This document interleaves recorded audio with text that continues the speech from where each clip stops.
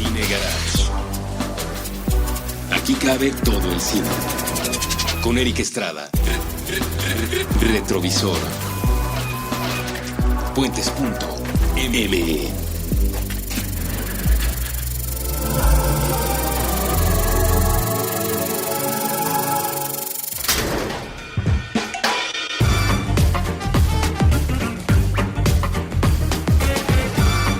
Hola, muy buenas, yo soy Eric Estrada, les doy la bienvenida a este episodio de Retrovisor, un retrovisor dedicado a un gran clásico que además hace una serie interminable de referencias al cine old school de terror y en particular el de vampiros. Vamos a hablar de Drácula de Bram Stoker, la película que en 1992 Francis Ford Coppola elaboró con una inspiración realmente magistral.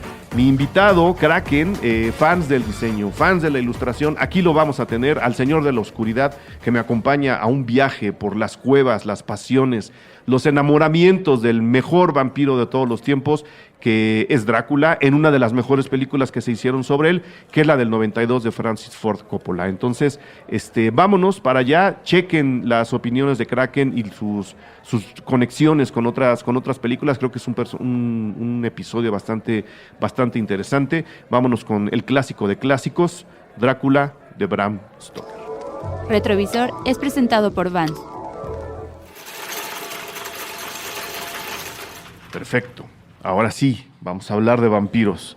Y para eso le doy la bienvenida una vez más a Kraken, el señor de la oscuridad, como se le conoce en las fiestas de este lado de la ciudad. Kraken, de verdad, bienvenido nuevamente a los micrófonos de Cine Garage y de Puentes.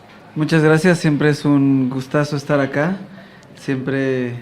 y hablar de este tipo de temas, pues aún más, con más felicidad. Sí, yo cuando vi que en España estaban entusiasmados porque la película cumplía 25 años de haberse estrenado allá, aquí se estrenó pues a finales del 92 seguramente, y si no es que de verdad se estrenó en el 93, probablemente también, entonces está cumpliendo 25 y cachito de haberse estrenado. Dije, nunca hemos hecho un programa de Drácula, de este Drácula, claro, del Bram Stoker Drácula, como le llaman a la película, de Francis Ford Coppola, y como lo quiero hacer, ¿a quién le hablo? Y dije, pues mi compañero de oscuridad, Kraken, ¿no? Entonces sacamos el mezcal, abrimos la botella y aquí te tenemos, Kraken, para hablar de una película que por lo menos a mí me emocionó muchísimo la primera vez que la vi, y me emocionó al lado de mucha más gente. Porque, y ahorita nos dices por dónde quieres abordar tú la película, voy a contextualizar un poco lo que fue mi experiencia con el asunto. Digo, a mí el cine de terror me ha gustado desde niño. Sí estoy un poco más orillado a la mitología vampírica que a la de los hombres lobo. Ya ves que Pablo Guisa, nuestro buen amigo, director del Festival Mórbido, siempre tiene esta pregunta, ¿no? Si tú eres hombre lobo o vampiro. Son las dos personalidades, dos extremos de personalidad. Sí, no, los hombres lobo pues son como más banda, ¿no? Como más. Sí. Y yo soy banda y todo, pero por alguna razón extraña me llaman más la atención los vampiros. No me la estoy dando acá de tener sangre azul. Y durante mi juventud, pues prácticamente no tuve películas contemporáneas de vampiros. Todas estaban remitidas a los 70, sí. Quizá por ahí una buena comedia como Los Muchachos Perdidos, ¿no? Que te acompaña, sí, en la muy temprana adolescencia, pero así como ya decir, órale, pues vamos a hacer una película de vampiros en serio, no. Y el personaje Drácula tenía quizá demasiado respeto hasta que Francis Ford Coppola dice, me voy a aventar una versión nueva del Drácula, y me la voy a aventar con Gary Oldman, Winona Ryder y Anthony Hopkins, nada menos, y con un Keanu Reeves pre-Matrix, sí, ¿no? Que no era el Keanu Reeves que conocemos ahora. Que ya se le empezaba a notar lo exagerado. Sí. y a ver, también creo que en especial de él, la volví a ver hace poquito, justo para poder platicar Muchas de esto. Gracias. La refresqué mucho. Y un poco también contextualizando, bueno, termino rápido el punto de Keanu, era que creo que era el punto exacto para él, porque todavía, o sea, el personaje era demasiado inocente, que se va dejando de hacer inocente en el transcurso de la película. Y estos ademanes que le conocemos mucho a Keanu Reeves, siento que estaban despertando ahí en él. Entonces creo que es un punto muy, muy... O sea, antes lo habíamos visto viajando por el tiempo en Bermudas, a Keanu Reeves. Sí. Sí, porque antes lo que tenía era así grande My Own Private Idaho. Antes tiene Providence, que la verdad no recuerdo mucho de esa película. Luego My Own Private Idaho en el 91. El viaje alucinante de Bill y Ted. Y pues antes de eso, en realidad, no tenía nada.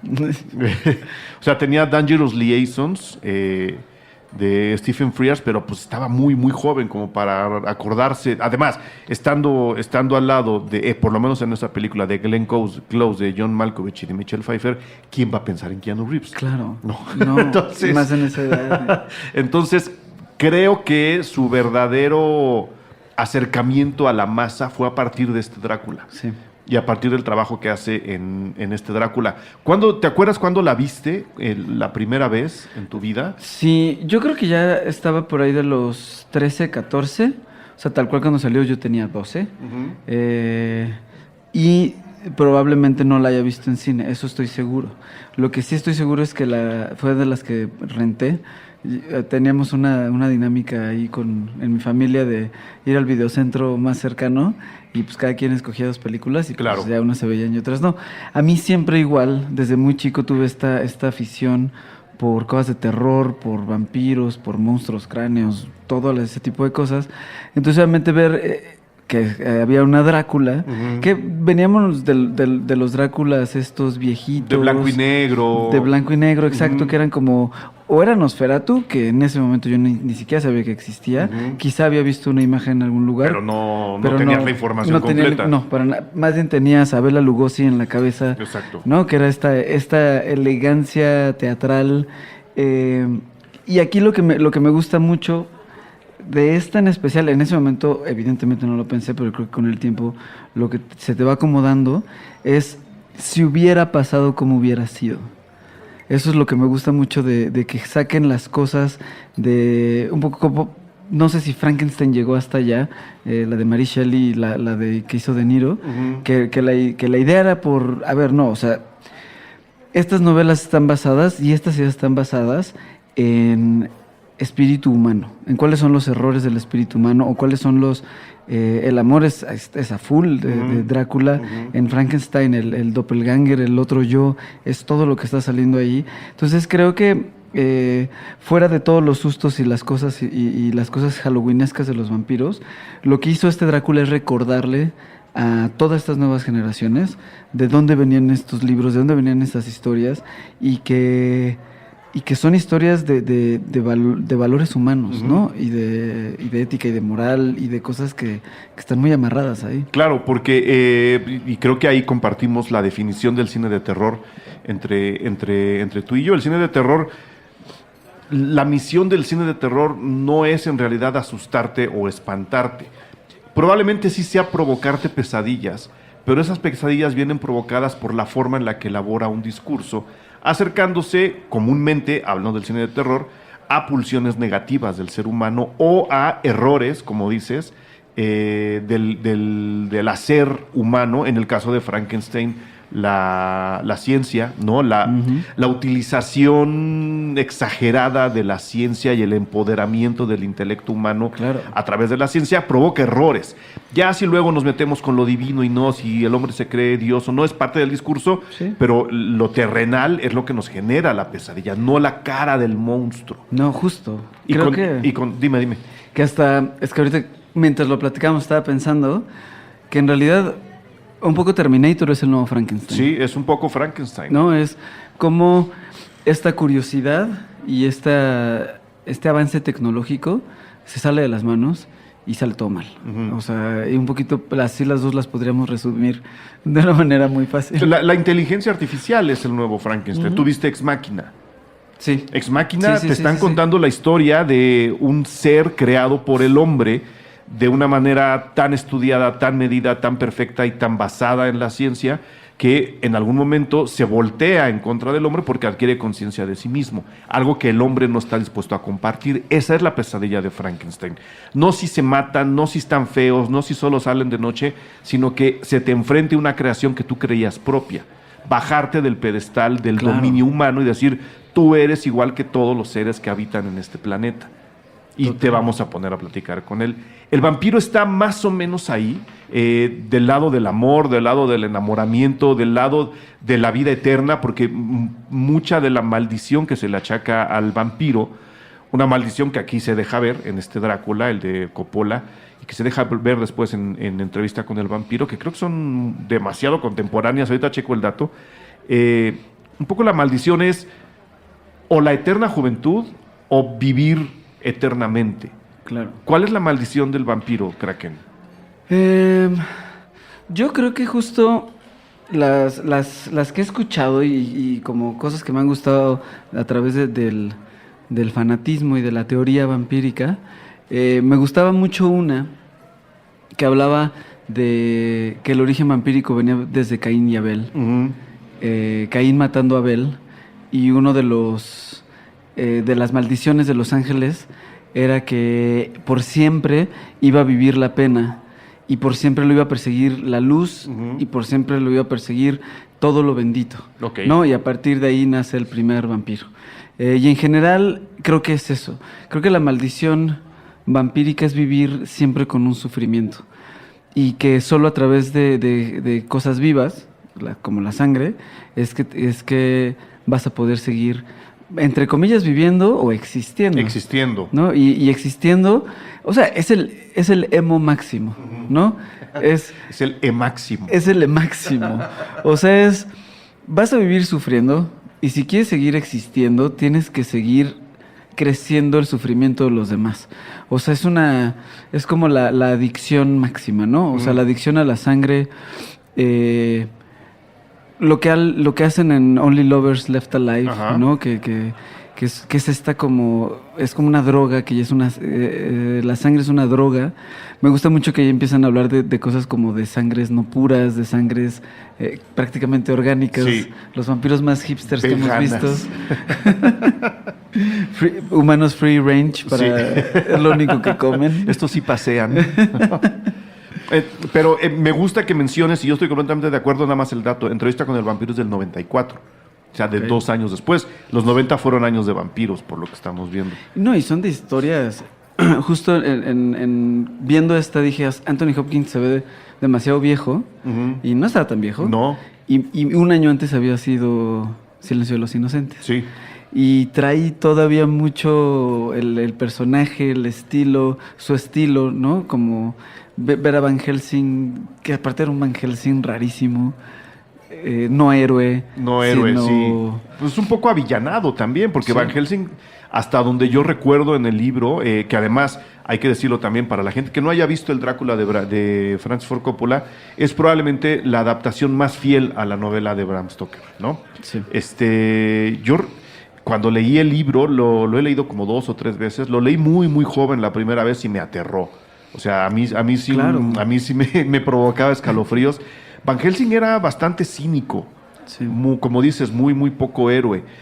No me chocó verlo tanto en la personalidad de Anthony Hopkins. No, para nada. Creo que justo porque veníamos de ver El Silencio de los Inocentes, que pues viéndolo así, ya en estos términos, el caníbal es un poco vampiro también. No, por lo menos el caníbal intelectualizado, como es Hannibal Lecter. Tal cual, sí. Y me gusta mucho que menciones que una de las maldiciones del vampiro es surgir y vivir con el sufrimiento eterno. O sea, su penar por el planeta viene a partir de un sufrimiento. Y por eso me gusta tanto la introducción que Francis Ford Coppola armó para este Drácula. Esta introducción no existe en el libro. Esta introducción se la inventaron para decir el amor que Drácula siente por su alma gemela o por su enamorada cósmica, como le quieras ver, tiene un origen. Y el dolor que él tiene a partir de ese amor tiene una razón de ser, te la vamos a contar. Exacto. Y esa introducción se me hace realmente bonita. No solo por lo que cuenta, sino por cómo lo cuenta y por el despliegue técnico que representó hacer nada más esos primeros, ¿qué serán? ¿10 minutos? ¿7 minutos? Podría ser, sí, 7. Una introducción súper corta que te dicen, este señor se volvió vampiro por esto. Y es fuertísima. Sí. ¿No? O sea, es... Hay más sangre que en la escena del elevador del Resplandor. Prácticamente. O sea, la acción, y creo que justo es la acción... sí, o sea, si ya nos vamos un poquito a lo menos esotérico, pero justo la acción de renunciar a Dios, Sí. ¿no? Renunciar a Dios, no les voy a spoilerear nada, en realidad es la introducción. Hay una escena en la que él renuncia a Dios por completo porque él era un cristero, o sea, estaba en las guerras cristeras en Rumania, Uh-huh. que el personaje existió, en teoría, o sea, el conde Vlad Tepes, ¿no? algo así. Sí. Existió. Hace poco sacaron otra película de eso. Esa es la que ya habíamos dicho que no la vean. Seguiremos negándola más de 3 veces. Pero efectivamente, él renuncia a Dios en un acto bélico en el que le entierra la espada a una cruz y esta cruz sangra. Una cruz por la que él peleaba antes, ¿no? Exacto. Él está en una especie como una guerra cristera, una cruzada. Y sangre. Incluso hay un momento de arrepentimiento. Sí. Que él en su furia, en el enojo, en el momento en que renuncia a Dios, clava la espada, empieza a sangrar, se da cuenta de lo que hizo y se da cuenta, evidentemente demasiado tarde, porque ahí es el momento en el que se pierde todo y en el que se da cuenta, porque él mismo lo pide. Él pide vivir por siempre para poder vengarse por siempre de lo que le ha pasado. Claro, pero ahí te va mi contraparte. Mi teoría, y el otro día lo platicaba yo con Russo, no sé qué estaba escribiendo Russo, pero acabamos hablando de vampiros, y yo le dije, mi teoría alrededor del mundo vampírico es que si el vampiro muere o si el vampiro opera y muere por amor. O sea, el trance del vampiro con toda esta maldición y con todo su sufrimiento está motivado por el amor. Sí. Es un personaje enamorado al cual se le puede dominar a través del amor, y ahí está la versión del Nosferatu, por ejemplo, ¿no? El Nosferatu muere cuando se enamora de Mina y se le olvida, o sea, tal cual, se le va el santo al cielo y le amanece y le pega el sol. Totalmente. No, porque anda en la calentura el muchacho. Entonces, Que también está bien interesante porque, hablando de entrevista con el vampiro, la maldición del Lestat es el amor, pero a sí mismo. así mismo. Que eso es algo aún más... O sea, si de por sí es uno de los personajes más narcisistas que existen, con la vida eterna, con la juventud eterna, los otros personajes, el de Brad Pitt y el de la otra chica, que nunca me acuerdo cómo se llama. Brad Pitt, bueno, el personaje de Brad Pitt se llama Louis. Louis. Christian Slater es el que entrevista. Ajá. Y tú estás hablando de Kirsten Dunst. De Kristen Dunst, claro. Ajá. Que al final hay un amor rarísimo, un Sí. amor Lolita Sí. ahí adentro. Porque al final él termina convirtiéndola en vampiro. Porque esto es un acto también muy interesante, el cómo te conviertes en vampiro. Sí. No el que te muerdan nada más, sino tiene que ser un ida y venida. Que es lo padre de la introducción de la de Coppola. Exacto.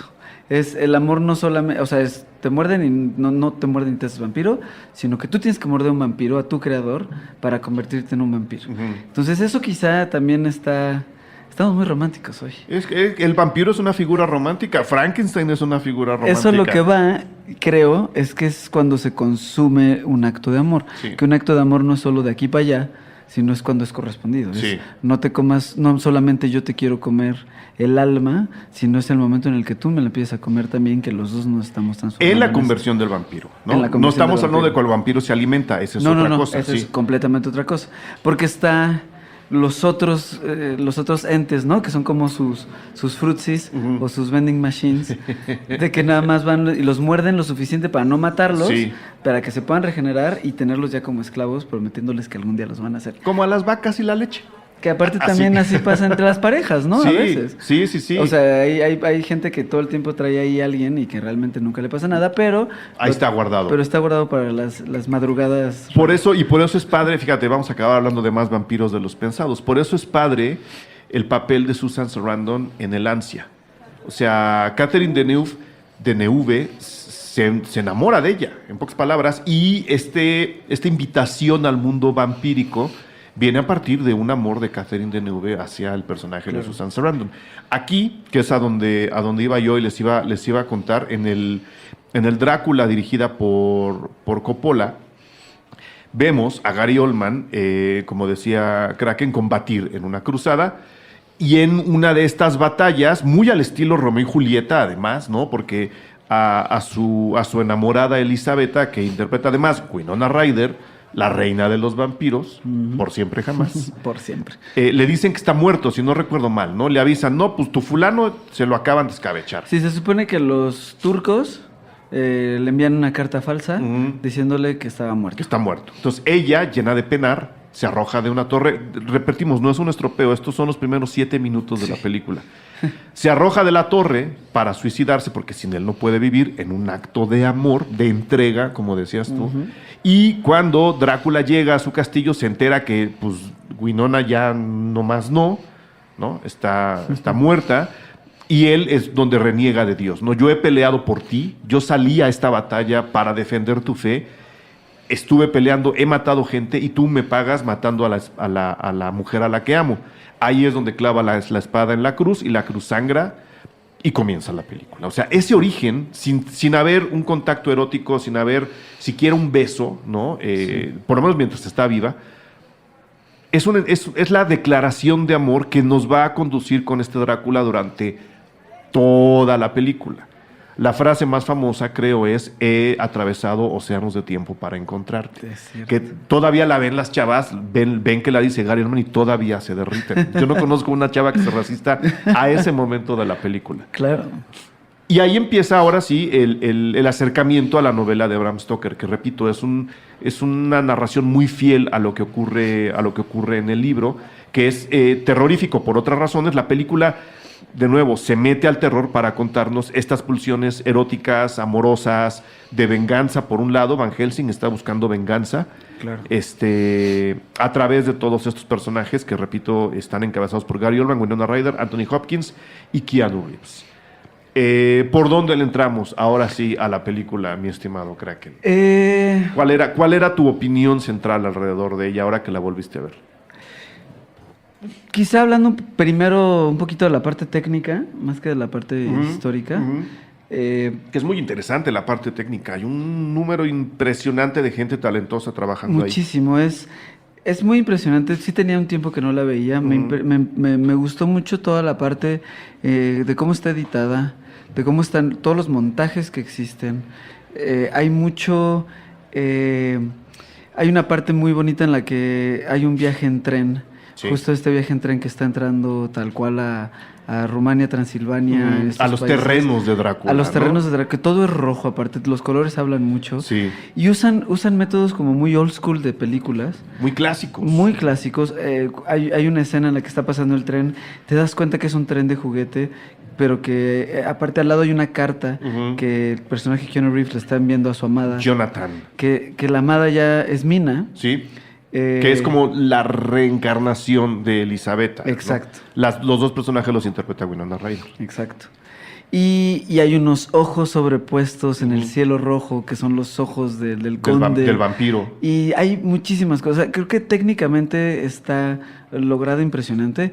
Quería hablar un poquito de la... Bueno, no hablar prácticamente, solo mencionarlo. No, adelante, es tu programa, Kraken. Es que hace poco, yo creo que no tendrá más de un año, murió la vestuarista de esta película. Que los vestuarios son increíbles. Es la mitad del cuento. Son rarísimos, pero son clásicos, pero son reinterpretados. Justo de la primera parte que tanto estamos hablando, que parece que se trata de eso el programa.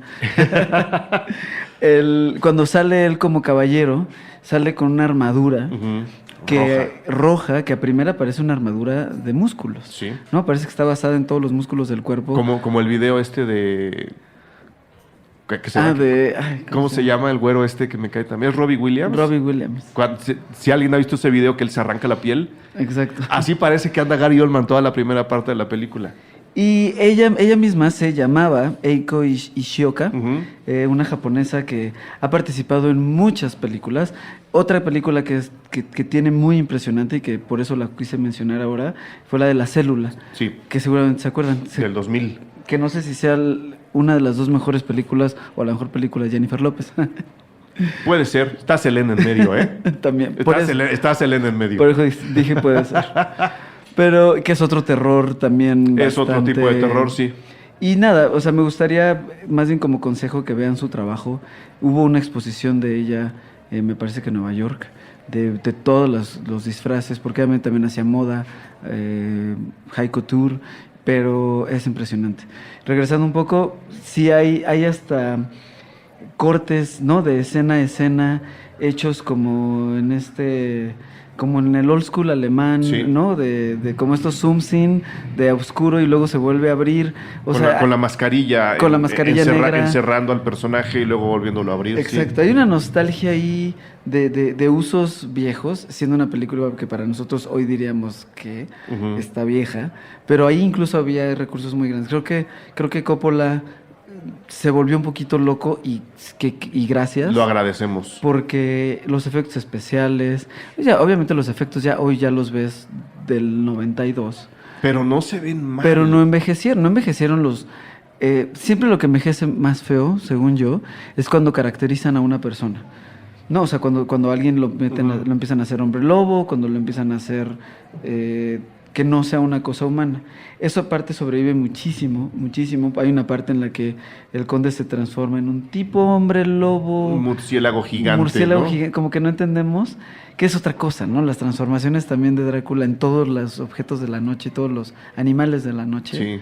siempre los tiene a la mano. Porque algo bien padre de esta película, recogiendo como recoge a la novela, siendo tan fiel en la historia, es que es muy fiel a prácticamente todos los mitos del vampiro, ¿no? Excepto el del ajo, que creo que ese sí se lo pasan por el arco del triunfo, que además a mí siempre se me ha hecho ridículo lo del ajo. Todo lo demás funciona, ¿no? Cuando uno es niño le cuentan, es que los vampiros pueden entrar por la cerradura de una puerta transformados en niebla. Pasa en la película. Sí. Es que los vampiros se pueden transformar en lobos. Pasa en la película. Pueden ser murciélagos. Ocurre en la película, ¿no? Dominan los colmillos arriba y abajo y los pueden sacar. Ocurre en la película. Y prácticamente el único mito que rompe, y a mí se me hace bien interesante y bien importante que lo haga, es el de los vampiros no pueden salir en la luz del día. Sí. ¿No? Que ahí sí se alejan de la novela, justo para darle a la película, hablando de adaptaciones y hablando de cómo uno tiene que deshacerse de elementos del libro que no funcionan, se deshacen de esa parte y dicen, este vampiro, Drácula, mi Drácula, sí puede salir de día. La única desventaja es que no tiene todos sus poderes, Exacto, por llamarla sí. así, todas sus atribuciones. Es un ser más débil con la luz del sol. No le puede dar directamente, ¿no? Pero si anda en la sombrita, puede sobrevivir sin ningún tipo de propiedad extra. Y estando en Londres seguramente no tuvo problemas. No tuvo problemas, porque es un Londres muy nublado, muy lleno de Exacto. humo de carbón, o sea, lo protegen bastante bien. Como adaptación a mí se me hace espectacular. Y volviendo a la locura de Coppola, o sea, creo que se vuelve loco porque sabe que todos los vampiros que hemos visto antes de él son old school y son clásicos. Sí. ¿No? Y el más claro, yo creo, y el gran homenaje que tiene este Drácula es el del Nosferatu de Murnau. O sea, esto tampoco es un estropeo porque además les aseguro que lo han visto. Es más, lo han visto en Los Simpson. Hay un homenaje de Los Simpson a la primera aparición de Gary Oldman, ya como el Drácula envejecido, Sí. que es una referencia no solo directa, sino calcada del Nosferatu de Murnau, Totalmente. La sombra que se mueve por separado, ¿no? Sí. Esa parte, que además yo sí acababa de ver el Nosferatu.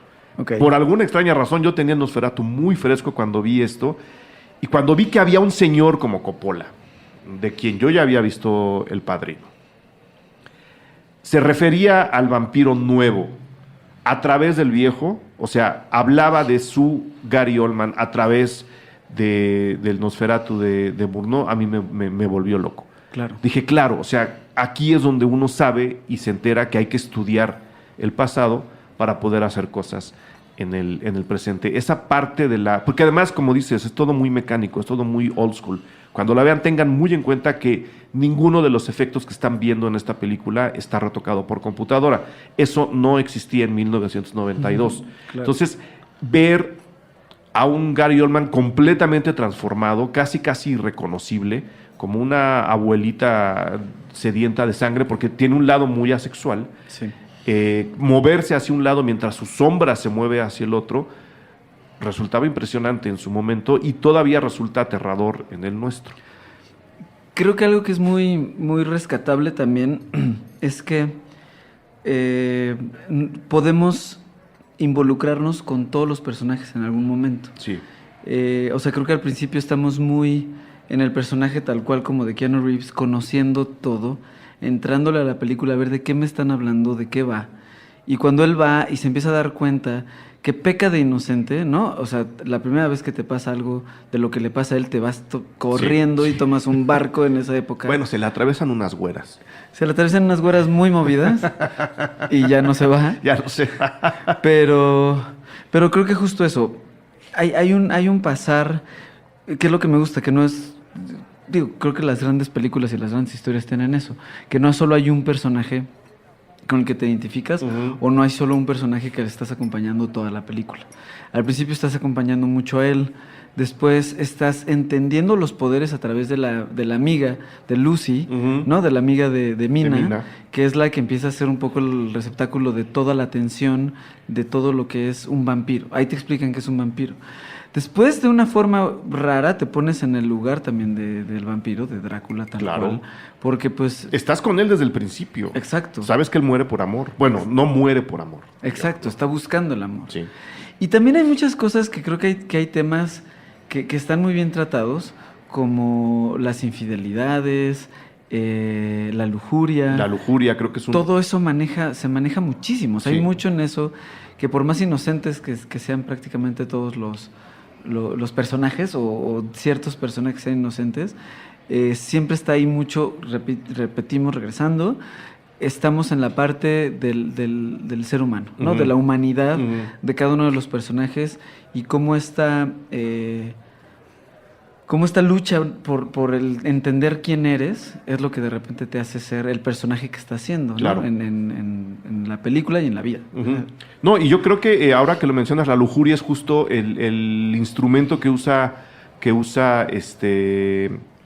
Coppola a través del guión de James V. Hart para decir eso. O sea, estamos hablando de seres humanos. La película está ambientada en la Inglaterra victoriana, ¿no? La Inglaterra de la represión. La homosexualidad estaba condenada prácticamente con la muerte. No podía la gente manifestar su cariño físicamente con nadie alrededor. Las mujeres llevaban vestidos muy, muy largos, muy pesados. O sea, era un sentimiento de opresión de ese lado de la humanidad que es importantísimo. Como después quiso demostrarlo Freud, que es lo erótico, lo pasional y lo sensual. Todo eso está reprimido y todo eso está presente en el Drácula, pues como él mismo lo tiene que hacer, ¿no? Él está enamorado, pero no puede ejercitar ese amor. Claro. Tiene esas pulsiones pasionales y ese palpitar, ¿no? De la sangre que tiene que beber, no es de él, lo tiene oprimido, lo tiene escondido. No es parte de él aunque él lo quiera. Los personajes son lo mismo. Son seres humanos que tienen pasiones, que están enamorados, que quieren follar, en pocas palabras, claro, y la sociedad no los deja. Entonces, también son como una especie de espejo del vampiro con el que abrimos la película. Y a pesar de que no los dejan, todos encuentran el camino para sacar esas pulsiones eróticas tarde o temprano. El personaje más claro es Lucy, ¿no? Toda la escena de la fiesta en donde vemos la opresión en la que vive esta gente y al mismo tiempo las ganas de vivir, que repito, es una imagen del vampiro. Quiero vivir, pero no puedo, no me dejan. Ella le dice, oye, deberías echarte a este fulano, está bien guapo. Claro. Lánzate con él, ¿no? Y la otra toda tímida, creyendo en el lugar en donde vive es el mejor, dice, no, ¿cómo crees? Eso no se hace en este mundo, ¿no? Exacto. Y Lucy es la primera que destapa ese pomo de las esencias y le enseña a los demás que, pues, entregarse no está mal.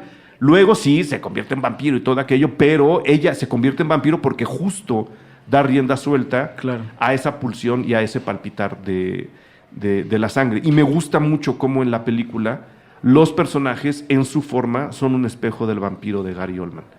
Que, por otro lado, y esto me gustaría que me dieras tu punto de vista, rescata ahora sí el lado erótico que el vampiro no tenía desde Germán Robles en la película El Vampiro, la película mexicana. Me voy a explicar.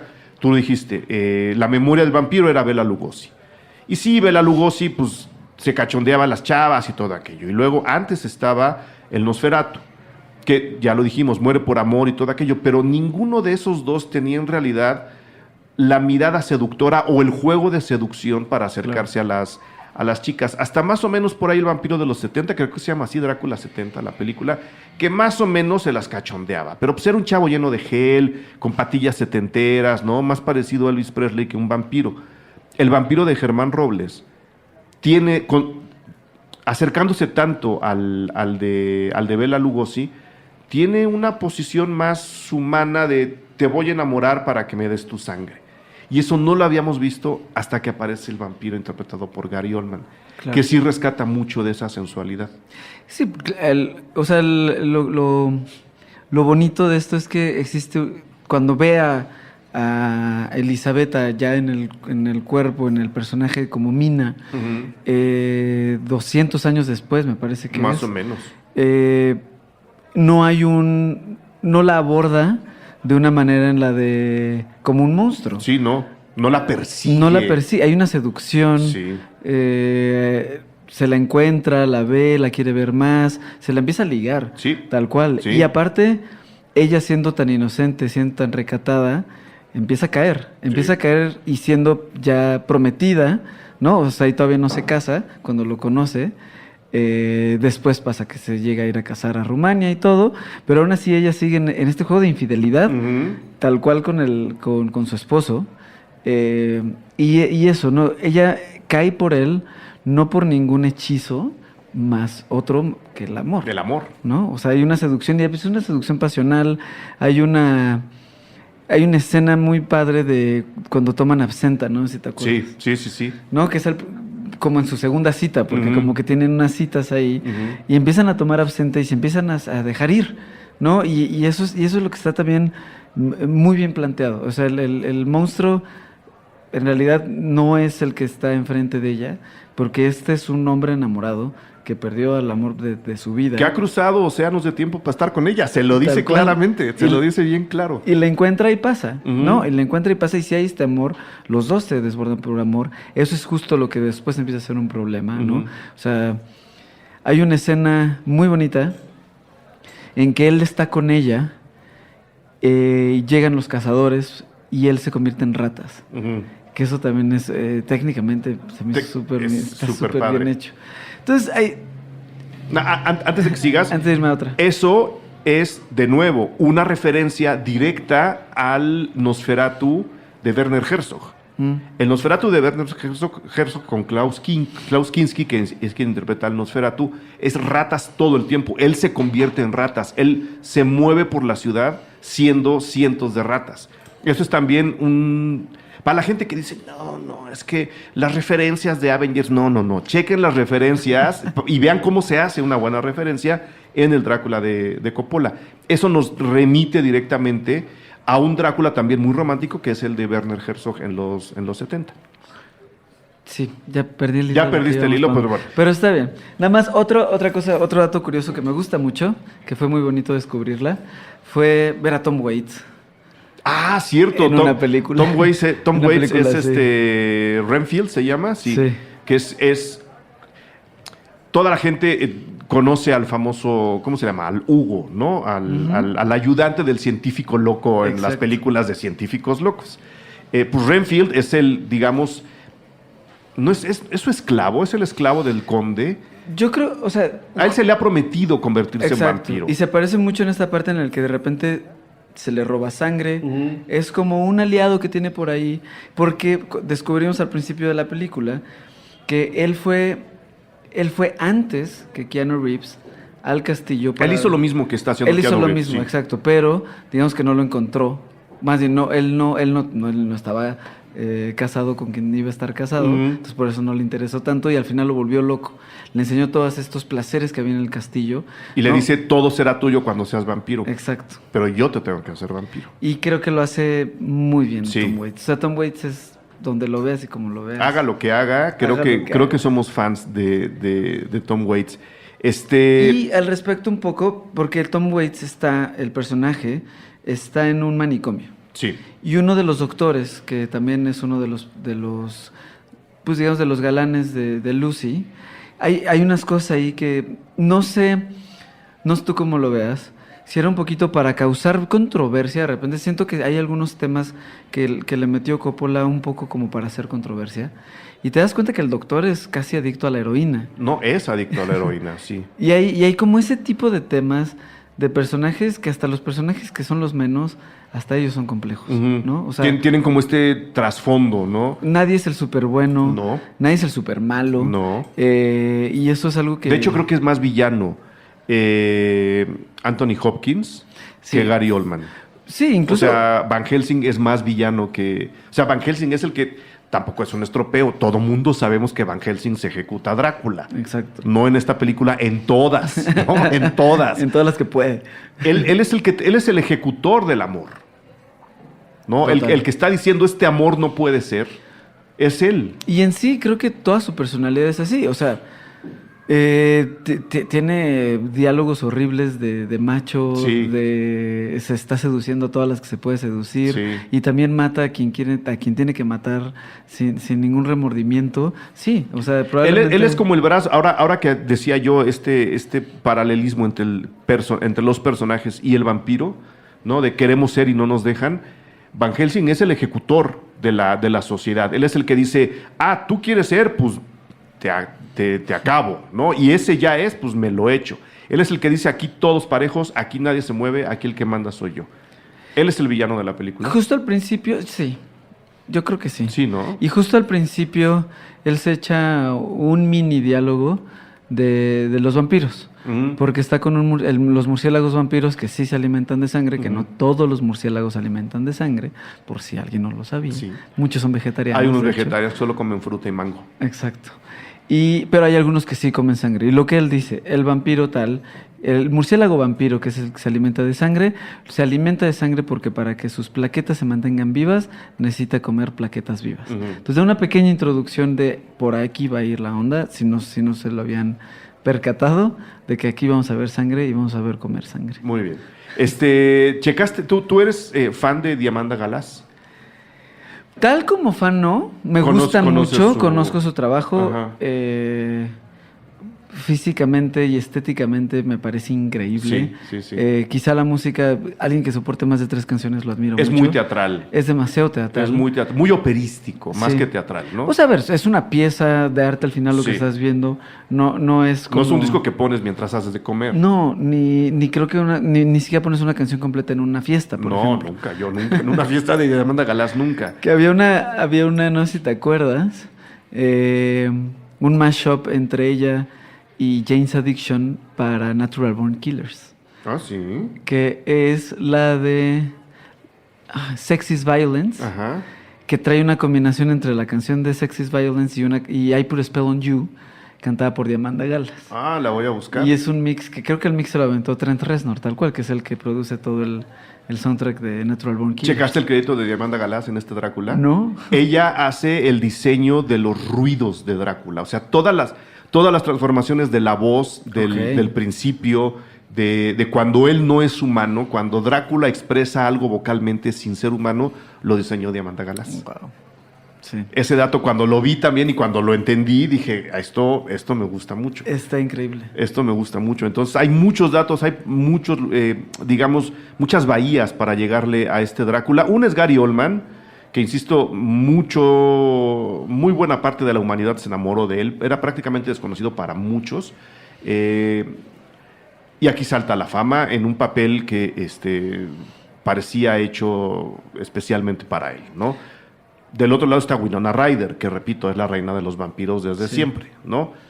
Al lado está Anthony Hopkins, en medio está Keanu Reeves y al lado, entre Mónica Bellucci, que es la esposa de Drácula, que tiene por ahí un cameo muy pequeñito, y todos los demás creo que estéticamente componen una película muy interesante, muy redonda, de la que mi parte favorita es esa primera aparición de Drácula envejecido, ¿no? De un Drácula que no ha tenido la sangre fresca que necesita para ser joven y rozagante, y que tiene a su sombra deambulando por ahí, vigilando por detrás de la espalda a los personajes que están entrando a su castillo. ¿Cuál sería tu parte favorita de este Drácula, de este Coppola? La escena que jamás se me va a olvidar, y creo que desde muy chico, desde que la vi, se me quedó grabada por completo, sí es la espada enterrándose en una cruz de piedra y la cruz sangrando y todas las velas de la iglesia sangrando en el mismo momento. Es algo que me choqueó mucho. Sí. Dentro de esa escena, más bien de la que tú te refieres, de la primera vez que lo vemos, hay una que se me hace muy rápida, pero se me hace de un gusto increíble. Que se las voy a intentar describir solamente con palabras. Venga. Se está rasurando Keanu Reeves y entra, lógicamente, y la mano de él, se entiende que está entrando su mano. La mano viene por atrás. La mano de Drácula. La mano de Drácula viene atrás. Entiendes que le va a tocar el hombro, pero hay una escena en la que estás viendo el espejo en el que Keanu Reeves se está rasurando y no ves al vampiro. Porque supuestamente los vampiros no se reflejan en los espejos. En ese momento la mano le toca el hombro, Keanu Reeves voltea pero no hay nadie y Drácula está apenas en la puerta del cuarto, 2 metros atrás de él. Esa escena me encantó, o sea, creo que los resuelven detallitos tan pequeños, tan rápidos, tan... Claro, o sea, esto no es normal, esto es un fantasma, aquí hay algo raro. Y eso en un libro sería un equivalente a decirte, Jonathan estaba bajo el poder de Drácula. O sea, no te tienen que enseñar a Drácula amarrándolo, poniéndolo... No, te dicen, él sabe dónde está, qué está haciendo y en qué momento. Exacto. Entonces, aunque esté lejos en la puerta, lo tiene al alcance. Y justo despuésito de eso, Drácula le ayuda a rasurarse. Él se corta cuando en este momento en el que como lo asusta y se voltea pensando que lo había tocado, se corta. La navaja se queda con sangre. Sí. El conde lo ayuda, le toma la navaja para ayudar a rasurarlo. En ese momento, él voltea la cámara sin que el otro lo vea y chupa la sangre como si fuera una droga, un dulce, una de la navaja. De la navaja, como si estuviera muriendo de sed de algo. Y esa escena que aparte te la hacen enfrente de la cámara, es algo, esa sed de sangre, toda esa mini secuencia me parece increíble. Es increíble. A mí me gusta mucho por la resolución técnica también y hablando un poco de cómo no es necesario, ya lo está entendiendo mucha gente que hace películas, no es necesario tener grandes efectos por computadora para generar una sensación como esta. Lucy es convertida en vampiro y en algún momento Van Helsing y todos los enamorados de Lucy van a comprobar que efectivamente es un vampiro, que es además una escena clásica en la película de los 70 que les cuento de Drácula, el encuentro entre Lucy y sus enamorados, creo que en aquella es con su papá, que la van a buscar a una cueva donde supuestamente está enterrada. La van a buscar y la encuentran, ¿no? Cargando un niño al cual se va a almorzar. Sí. ¿No? O sea, no lo trae porque le cayó bien, lo trae porque es su lunch. Sí. Y para hacernos ver el elemento sobrenatural de este ser que, amenazado por un crucifijo, tiene que volver a su ataúd, lo que hacen es filmar la secuencia en reversa. Entonces, cuando la ves corriendo como debe de correr, habiéndose filmado en reversa, hay movimientos completamente fuera de cualquier naturaleza humana. Claro. Hacerlo así y no haberlo hecho con efectos especiales, creo que merece un aplauso, igual que la escena de la navaja, igual que la escena de las sombras, igual que la escena de la cruz. O sea, creo que hay un enamoramiento de lo visual y de lo vampírico de Coppola hacia esta película que creo que sí es un regalo para la gente. Lo vean en la época en la que lo vean. Y sí, es una clavadez enorme y podría ser peor. O sea, hay historias dentro de las historias. Hay como... Y las tienen que salvar narrándolas porque evidentemente no da tiempo. No le iban a hacer de Señor de los Anillos de 3 películas de 3 horas, pero hubiera dado. Sí. Hay una parte muy, muy interesante que la rescatan solamente con locución, narrándola, que es la parte del barco. Sí. Justo cuando se lo traen a él de Rumania a Londres. A Londres, porque hay toda una historia de cómo se van perdiendo marineros, de cómo de repente prácticamente llegaron 2, sino él y algún asistente, cómo van cargando la tierra del castillo en el que se lo llevan a él ahí. Porque los vampiros necesitan la tierra donde fueron enterrados para poder resucitar al día siguiente. Y aparte supongo que para aguantar el viaje, ¿no? También, o sea, porque nada más se pudo haber comido a 3 o 6 marineros. Pero se siente que te están contando un cuento de una historia de terror, que es una historia dentro de una historia dentro de otra. y creo que da para muchísimo. Da para mucho. Es muy... Cuando digo compleja no me refiero a qué flojera, tiene muchas cosas que No. verla y de que no puedes voltear a ver ni tu teléfono cuando lo estás viendo. No, es muy compleja, no lo hagan de preferencia. No vean su teléfono cuando estén viendo películas. Pero, no, o sea, te atrapa solita, te atrapa de todos lados, hay mucho de dónde sacarle y no puedo creer que ya sean 25 años. 25 años de su estreno. Esa parte del barco es de las que más me emociona en el libro. En el libro está escrito, el libro es epistolar, todo está contado a través de cartas. Y a pesar de eso, esa parte del barco, la carrera entre Drácula yendo a Londres por barco y el pobre de Jonathan que tiene que ir a caballo, en carreta, en tren, como mucho más lento, es bien, bien emocionante en el libro. Se los recomiendo mucho, de verdad. ¿Algo más que quieras agregar, mi estimado Kraken, sobre este gran Drácula de Francis Ford Coppola? Que estaba buscando el dato, él estaba a punto de terminar, ya había terminado el Padrino. El Padrino parte 3 se estrenó 2 años antes. Antes de eso tenía Tucker, un hombre y su sueño, una película bastante menor. Luego tenía series. Antes de eso había hecho Cotton Club, que se me hace una gran película de No la he gángsters. visto. Y antes tenía La Ley de la Calle, que es una verdadera maravilla. ¿No has visto Rumblefish, La Ley de la Calle? Búscala. Ok. No te voy a decir más, no les voy a decir más. Búscala y un día hacemos un programa de Rumblefish. Oye, nada más dime rápido, ¿qué te pareció la de Jared Leto ahora de gángsters japoneses? ¿Se llama El extranjero o el...? Creo que no la he visto. Está en Netflix, es de Netflix. Es de Netflix, entonces no la he visto todavía. Es de Netflix, búscala, Ok, platicamos. ok. Ahorita que estás hablando de buenas películas de gángsters, me sorprendió mucho más de lo que yo creí. Ahí está otra sugerencia y hacemos programa. Sí, Órale. sí. Hagamos uno de gángsters, estaría bueno. Ya está. Que son los gangsters y voy a empezar ese programa. Por eso te dije que nos da para 2 programas. Aquí está la botella, ¿eh? Perfecto. Los gangsters en la historia del cine, desde mi punto de vista, son herencia directa de la figura vampírica. Ok. Ahí lo voy a dejar. Ok. Ahí lo voy a dejar.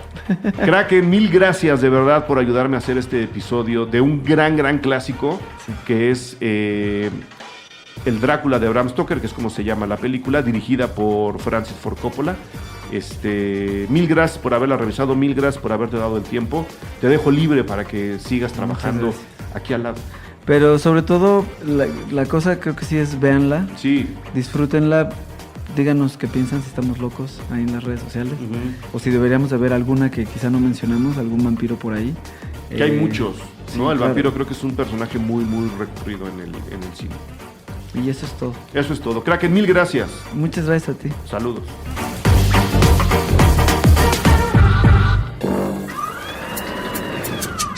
Cine Garage. Aquí cabe todo el cine. Con Eric Estrada. Retrovisor. Puentes.me.